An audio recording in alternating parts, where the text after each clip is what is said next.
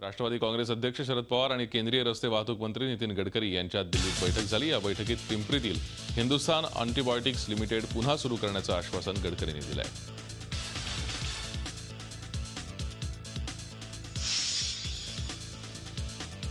विधानसभेत मुख्यमंत्री देवेंद्र फडणवीस यांच्या विरोधात हक्कभंग येणार आहे। मुख्यमंत्र्यांनी सभागृहात खोटी माहिती दिल्याचा दावा करत हक्कभंग आणणार असल्याचं विरोधी पक्षनेते राधाकृष्ण विखे पाटील यांनी सांगितलंय।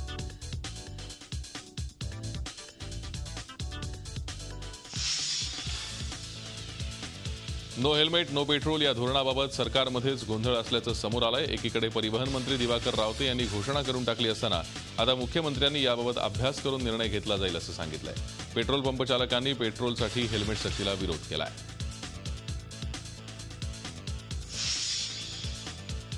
दादर इथल्या आंबेडकर भवन आणि बुद्धभूषण प्रिंटिंग प्रेसची मोडतोड प्रकरणी राज्याचे माहिती आयुक्त रत्नाकर गायकवाड यांच्यावर कारवाई करण्याबाबतचं निवेदन शिष्टमंडळानं राज्यपाल सी विद्यासागर राव यांना दिलंय। शिवसेना नेत्या नीलम गोऱ्हे, रिपब्लिकन सेनेचे अध्यक्ष आनंदराज आंबेडकर, अर्जुन डांगळे यांचा या शिष्टमंडळात समावेश होता।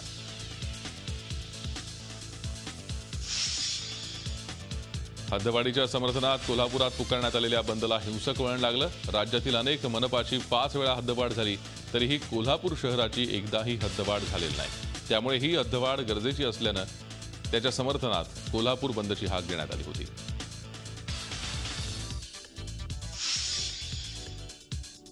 मुंबई गोवा महामार्गावरील लोटे एमआयडीसीत स्फोट झाला। यामुळे या स्फोटाचा दणका लोटे गावाला बसला तर स्फोटामुळे जो गॅस लीक झाला त्याचा प्रादुर्भाव मुंबई गोवा महामार्गापर्यंत पोहोचला होता। त्यावेळी ग्रामस्थांनी आक्रमक पवित्रा घेतला होता।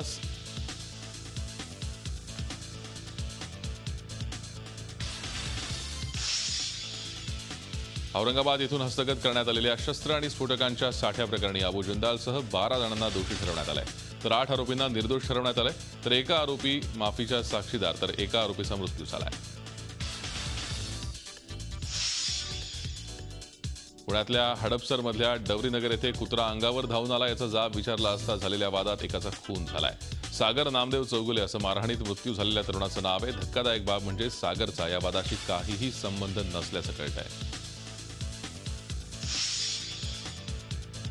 पिसाळलेल्या कुत्र्यानं चावा घेतल्यामुळे संगमनेर तालुक्यातल्या कसारेतील समीक्षा लहामगे ही मुलगी सध्या मृत्यूशी झुंज देतीये। शाळा आणि नगर जिल्हा रुग्णालयाच्या हलगर्जीपणाचा फटका समीक्षाला सोसावा लागतोय।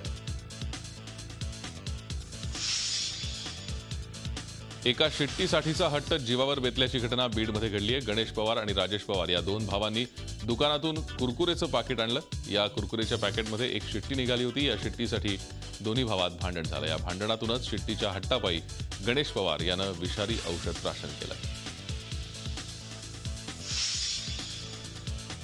35 विद्यार्थ्यांच्या रॅगिंगचा प्रकार औरंगाबादमध्ये पुढे आलाय। शिक्षकांपेक्षा जास्त मान सन्मान आम्हाला मिळाला पाहिजे असं रॅगिंग करणाऱ्यांचं म्हणणं होतं। औरंगाबादच्या कैलासवासी दादासाहेब पाटील कृषी महाविद्यालयाच्या सोनूबाई पाटील वसतिगृहातला हा प्रकार आहे। या प्रकरणी वसतिगृह अधीक्षक प्रशांत कर्डिले यांनी 7 जणांविरुद्ध वैजापूर पोलीस ठाण्यात तक्रार दाखल केली आहे।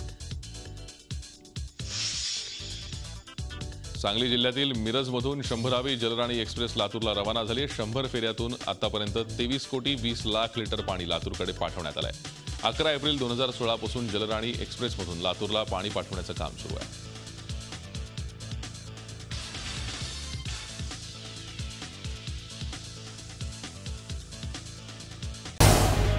झी 24 तास रहा एक पाऊल पुढे।